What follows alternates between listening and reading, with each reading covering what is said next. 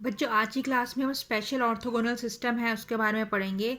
Special orthogonal system में तीन प्रकार के सिस्टम आते हैं: Cartesian coordinate system, cylindrical coordinate system और स्फेरिकल कोऑर्डिनेट सिस्टम। ये तीन सिस्टम्स जो स्टडी करेंगे हम स्पेशल ऑर्थोगोनल सिस्टम में। तो इससे पहले हमने जो ऑर्थोगोनल कर्वीलिनियर कोऑर्डिनेट सिस्टम के बारे में पढ़ा था, हम पढ़ चुके हैं कर्वीलिनियर कोऑर्डिनेट सिस्टम्स क्या होते हैं। तो उसमें जो एक्सिस होते थे उसको हम U1, U2 और U3 मानते थे, और जिनके कांस्टेंट होते थे C1, C2 और C3। तो कार्टेशियन कोऑर्डिनेट सिस्टम में क्या हो जाएगा, U1 की जगह x ले लेते हैं, U2 की जगह y ले लेते हैं और U3 की जगह z ले लेते हैं। और जो ऑर्थोगोनल कर्वीलिनियर कोऑर्डिनेट सिस्टम था उसमें E1 है, E1, E2 और E3। E1, E2, E3, यहाँ मिस्टेक है, यहाँ E2 और E3 आना चाहिए। तो E2 और E3 इज़ हेयर। तो E2 और E3 है वो U1, U2 और U3 के रिस्पेक्ट में यूनिट वेक्टर हैं। लेकिन कार्टेशियन कोऑर्डिनेट सिस्टम में x का यूनिट वेक्टर i आएगा, y का j आएगा और z का क्या आएगा, यूनिट वेक्टर k आएगा। अब कार्टेशियन कोऑर्डिनेट सिस्टम में ऐसा मानते हैं तीन लाइंस हैं, x, y और z। ये तीनों कहाँ करती हैं, एक पॉइंट पे इंटरसेक्ट करती हैं, जिसमें जो एक्स वाई प्लेन है उसमें z 0 होगा, एक्स जेड में y 0 होगा और वाई जेड प्लेन में क्या होगा, x 0 होगा। और ये तीनों प्लेन्स जब आपस में इंटरसेक्ट जब हम करते हैं तो इस तरीके का एक शेप बनाएंगे, जिसमें जिसमें जो this is the y1, y is equal to C2, this is the x is equal to C1 और ये क्या हो जाएगा z is equal to C3, है ना। इस तरीके से प्लेन बनाएंगे और ये जो प्लेन्स हैं इनको फर्दर हम छोटे छोटे डॉट्स के द्वारा, छोटे छोटे उसमें पार्ट्स में हम इसको इस तरीके से डिवाइड कर सकते हैं जो इसमें दिखाया गया है, है ना। अच्छा, ऑर्थोगोनल कोऑर्डिनेट सिस्टम्स में जो पोजीशन वेक्टर है, पोजीशन वेक्टर को कैसे हम डिनोट करते थे। Position vector is a function of U1, U2, U3 and position vector है कोई भी पॉइंट का पोजीशन है उसको इंडिकेट करता है, और U1, U2, U3 का क्या होता है, फंक्शन होता है। अगर ये जो पॉइंट है वो अपनी जगह से डिस्प्लेस होता है, so this displacement can be written as in orthogonal coordinate system E1 cap H1 DU1 plus E2 H2 DU2 plus E cap H3 DU3। लेकिन कार्टेशियन कोऑर्डिनेट सिस्टम में क्या हो जाएगा, पोजीशन वेक्टर को हम R X Y Z, मतलब position vector is a function of X Y Z होता है ना। और उसका जब डिस्प्लेसमेंट होता है पॉइंट का कार्टेशियन कोऑर्डिनेट में, उसको हम I dx J dy और K dz, जहाँ पर dx dy dz है, it is the dx dy dz हैं वो कार्टेशियन कोऑर्डिनेट सिस्टम्स के स्मॉल एलिमेंट्स बोल सकते हैं वो हैं, और इसमें आई जे के हैं, उसके यूनिट वेक्टर हैं। तो अब क्या करते हैं, इसमें जो ये वाली इक्वेशन है और ये वाली इक्वेशन है इसको कंपेयर करोगे तो इसमें H1, H2, H3 क्या है, वो स्केल फैक्टर है। H1, H2, H3 scale factor है।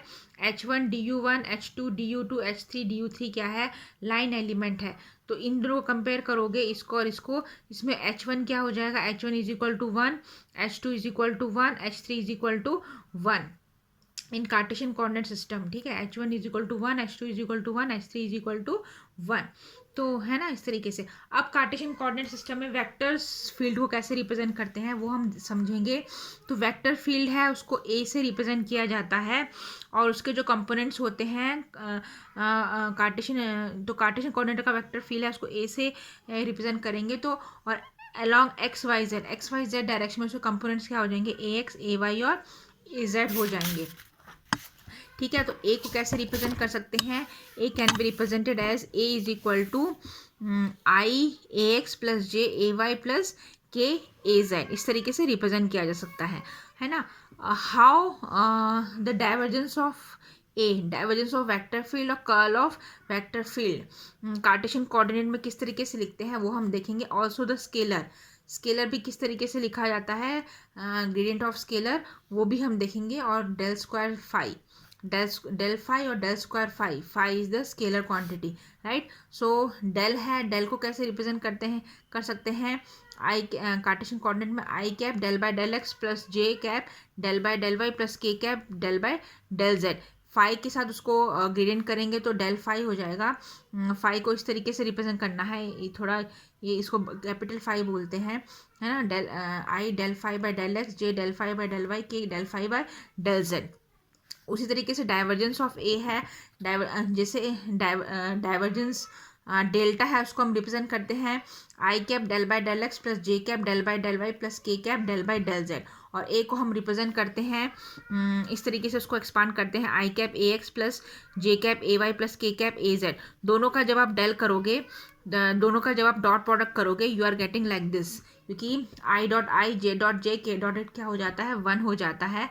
तो हमको इस तरीके से आंसर मिलेगा del A X by del Y plus del A Y by del Y plus del A Z by del Z. तो डाइवर्जेंस ऑफ ए इस तरीके से कार्टेशियन कोऑर्डिनेट में रिप्रेजेंट करते हैं। उसी तरीके से del cross A, del cross A जैसे डेल्टा है, हमने देखा है डेल्टा का expansion I del by del X plus J del by del Y plus K cap del by del Z, इस तरीके से करते हैं। सो फर्स्ट रो में हम इसको आई यूनिट वेक्टर से फिल करेंगे I J K, then second row में del by del X del by del Y del by del Z. फिर ए के जो कंपोनेंट्स हैं, ए के कंपोनेंट्स क्या है, A X A Y A Z in X Y Z direction. तो उस तरीके उसका मैट्रिक्स लेंगे और द आंसर मिलेगा it is the curl of A, curl of vector field. इनके बारे में हम डेफिनेशन देख चुके हैं, what is curl of A, what is gradient of A, ठीक है, आपको अब तक नॉलेज हो गई होगी। Then del square phi, del square phi में क्या करेंगे, जो ऊपर ये हमने डेल फाई ऑप्टेन करी थी इसका स्क्वायर ले लेंगे। तो यहाँ पर आई square J square K square is 1, है ना। I dot I J dot J K dot del it is nothing but I square J square K square is 1। और यहाँ हो जाएगा del square phi by del X square del square phi by del Y square del square phi by del Z square. So हमें इस तरीके से मिलेगा। तो डॉट प्रोडक्ट्स कार्टेशियन कोऑर्डिनेट्स में वही जो है ना, इस तरीके से उसको यूनिट वेक्टर के डॉट प्रोडक्ट्स हैं। तो इसमें I dot I J dot J K dot के 1 हो जाता है, I dot I J dot के क्या हो जाता है, 0 हो जाता है। सिमिलरली क्रॉस प्रोडक्ट, अगर क्रॉस प्रोडक्ट करते हैं यूनिट वेक्टर्स का, तो आई जे क्रॉस जे के क्रॉस के क्या हो जाता है, 0 हो जाता है ना। लेकिन अगर हम एक यूनिट वेक्टर को दूसरे यूनिट वेक्टर के साथ क्रॉस प्रोडक्ट करें तो हमें तीसरा यूनिट वेक्टर मिलता है। तो आई क्रॉस जे क्या मिलेगा, के मिलेगा, और इसका इन्वर्स कर दोगे तो माइनस लगा के इट इज़ ऑल्सो के। सिमिलरली जे क्रॉस के क्या मिलेगा, आई मिलेगा, इसको इन्वर्स कर दोगे माइनस साइन लगा दोगे, सो it is I.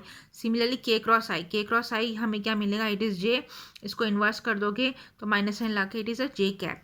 Then next है सरफेस एलिमेंट्स और वॉल्यूम एलिमेंट्स। सरफेस एलिमेंट्स में DS1, तो DS1 DS2 DS3 is the surface elements of X Y Z.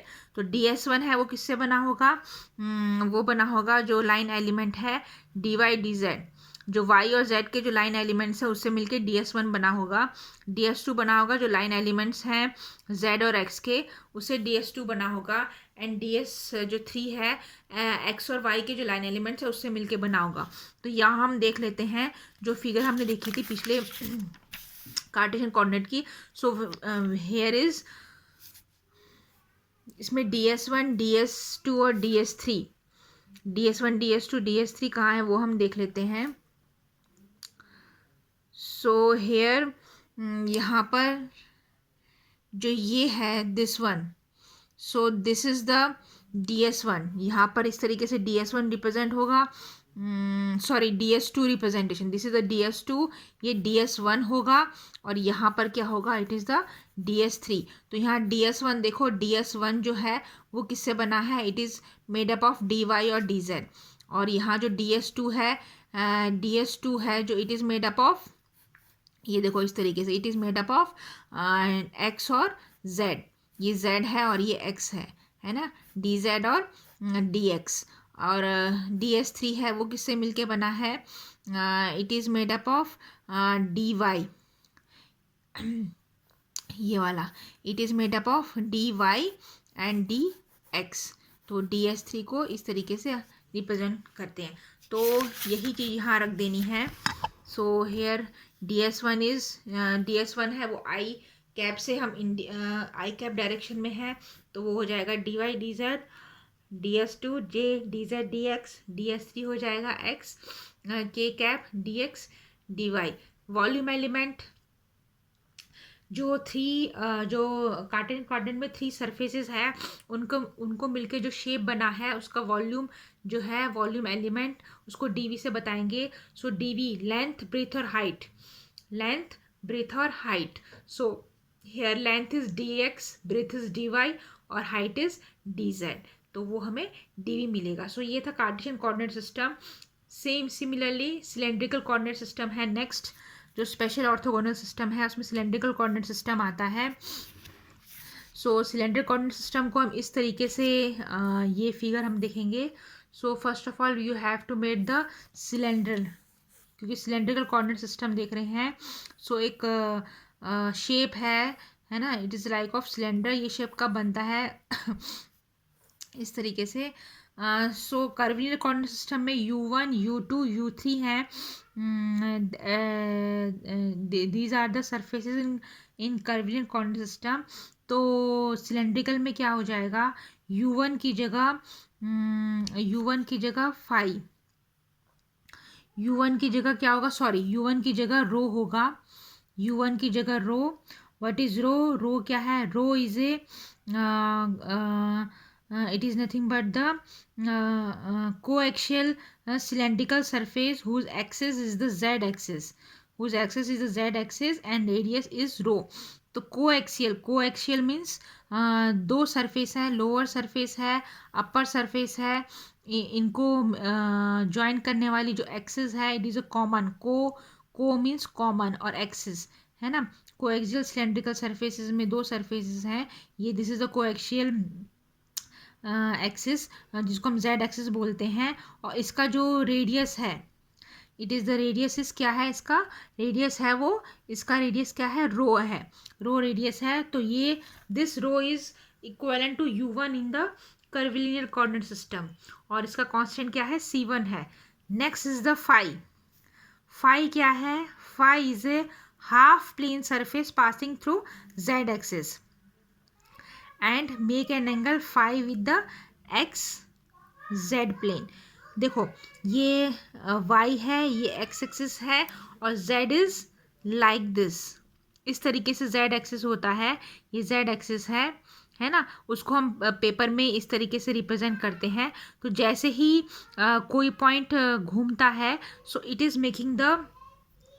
It is making suppose यहाँ पर P पॉइंट है, so it is making the angle with the Z axis के साथ क्या बनाता है, वो एंगल बनाता है। And when it is rotating, so it is rotating along the Z axis. तो this is the word, and it is making an angle phi angle बनाता है। तो हाफ प्लेन सरफेस है which is passing through the Z axis and making an angle phi angle बना रहा है with the X Z plane के साथ क्या बना रहा है, फाई एंगल, वो इससे रिप्रेजेंट होगा। सो ये जो शेप है, इसको आप जरा सा इस तरीके से जैसे केक काटते हैं वैसे ही इसको कट करोगे केक की तरह, और इसको इस तरीके से जॉइन करोगे। So here this is the half plane surface, तो हाफ प्लेन सरफेस है, I am making angle phi with the X Z plane. Similarly जो इसमें third one is the Z, ये तो फर्स्ट इसमें u1 के साथ रो है, u2 की जगह फाई है, एंड u3 की जगह z।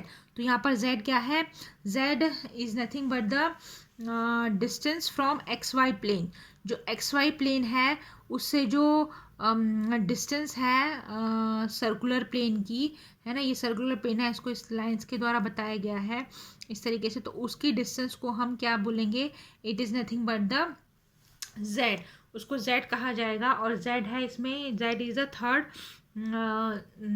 थर्ड वन, है ना, थर्ड सरफेस u3। सो इसमें और इसका जो कांस्टेंट है वो c3 है।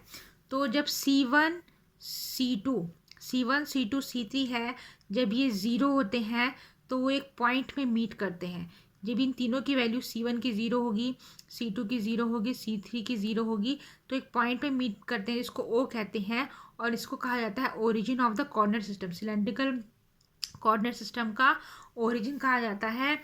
And the surface intersect at A point P।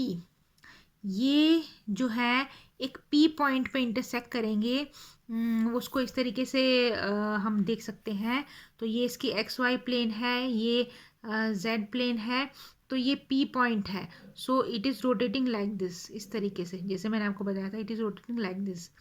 तो ये P पॉइंट है जो किस पे डिपेंड है, rho is the radius of the z-axis. So and phi is the angle, making an angle with xz plane. Phi is the making an angle with the xz plane. ठीक है, तो जब ये p रोटेट करेगा, so it is depending upon the rho, phi and z. Z is the distance from the XY plane. XY plane से जो circular plane ऊपर का जो डिस्टेंस है, it is nothing but the Z। तो रो, phi और Z इन तीनों पे डिपेंड करेगा। सो इसमें अच्छा, तो इसके तो यहाँ पर हमने जो U1 है उसको रो ले लिया है, U2 को फाई ले लिया है, U3 को Z ले लिया है। ये फाई जो है इसको इस तरीके से, इट इज़ ऑल्सो फाई। ठीक है, तो इसको इस तरीके से बनाना है, क्योंकि इसमें दूसरा फाई भी आएगा, उसको हम अलग तरीके से बनाएंगे, तो इसमें थोड़ा आपको ध्यान देना पड़ेगा फाई बनाने में। तो U1 का यूनिट वेक्टर E1 है, U2 का E2 है, U3 का E3 है, और सिलेंडर में क्या हो जाएगा, ई कैप रो, E cap phi, e cap Z. E cap रो, E cap phi, e cap Z, इनका डॉट प्रोडक्ट देखेंगे। सिलेंड्रिकल कोऑर्डिनेट में यूनिट वेक्टर का डॉट प्रोडक्ट क्या हो जाएगा, अगर आपस में जो यूनिट वेक्टर है वो डॉट प्रोडक्ट कर रहे हैं तो 1 होगा, अगर किसी के साथ दूसरे यूनिट वेक्टर के साथ कर रहे हैं तो वो 0 हो जाएगा। क्रॉस प्रोडक्ट में क्या होगा, अगर आपस में यूनिट वेक्टर क्रॉस प्रोडक्ट कर रहे हैं सो इट बिकम 0, लेकिन अगर दूसरे के साथ क्रॉस प्रोडक्ट कर रहे हैं तो third one, you are getting the third unit vector. Suppose e cap rho cross e cap phi कर रहा है तो you are getting e cap z, और इसका इन्वर्स करोगे तो है ना माइनस साइन लगेगा, same you are getting e cap z. Similarly for e cap phi, e cap z, हमें क्या मिलेगा, ई कैप रो, और इसका इन्वर्स कर दोगे तो ई कैप रो। इसी तरीके से ई cap Z cross e cap रो मिलेगा, ई कैप फाई मिलेगा, इसका इन्वर्स कर दोगे तो ई कैप फाई। तो ये था cross product. Orthogonal convergence system में जो किसी भी पॉइंट का पोजीशन वेक्टर है उसको हम आर से बताते हैं, जो फंक्शन होता है U1, U2, U3, और जैसे इसको डिस्प्लेसमेंट होता है पॉइंट का, तो उसका जो डिस्प्लेसमेंट वेक्टर है उसको dr is equal to E cap 1 H1 du1 plus e cap 2 H2 du2 plus e cap 3 H3 du3। इसी तरीके से जो सिलेंड्रिकल कोऑर्डिनेट सिस्टम्स हैं, सिलेंड्रिकल कोऑर्डिनेट सिस्टम्स में द पॉइंट पोजीशन वेक्टर है किसी भी पॉइंट का, उसको वो फंक्शन होता है आर, फाई और जेड का। आर नहीं है, रो इज देयर, यहाँ पर रो आएगा, यहाँ आर नहीं आएगा, यहाँ पर रो आएगा। रो, फाई और जेड का क्या होता है, फंक्शन होता है। तो इसका डिस्प्लेसमेंट करते हैं, सो dr, इसका डिस्प्लेसमेंट होगा, so here e cap rho dr plus क्या हो जाएगा, e cap phi rho d phi आएगा, है ना, plus e cap z d z. तो इस तरीके से डिस्प्लेसमेंट होगा।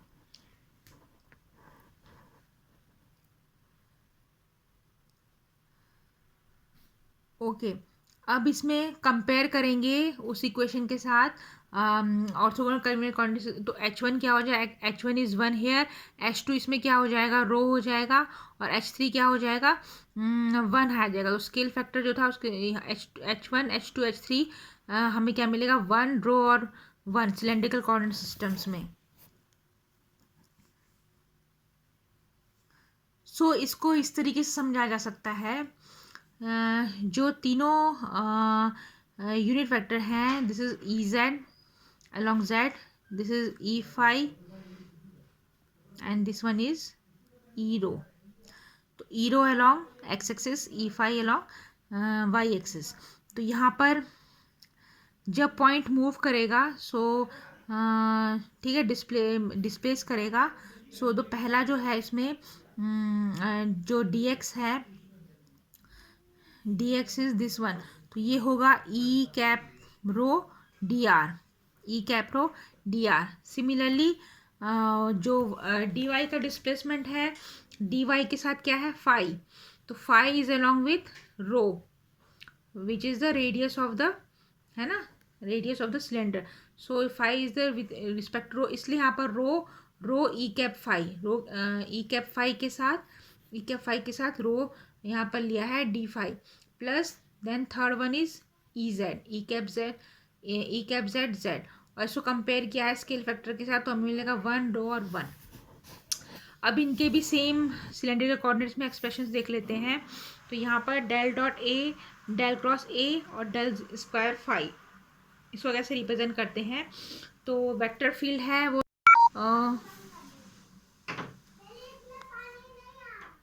जो वेक्टर है वो A is equal to E cap row,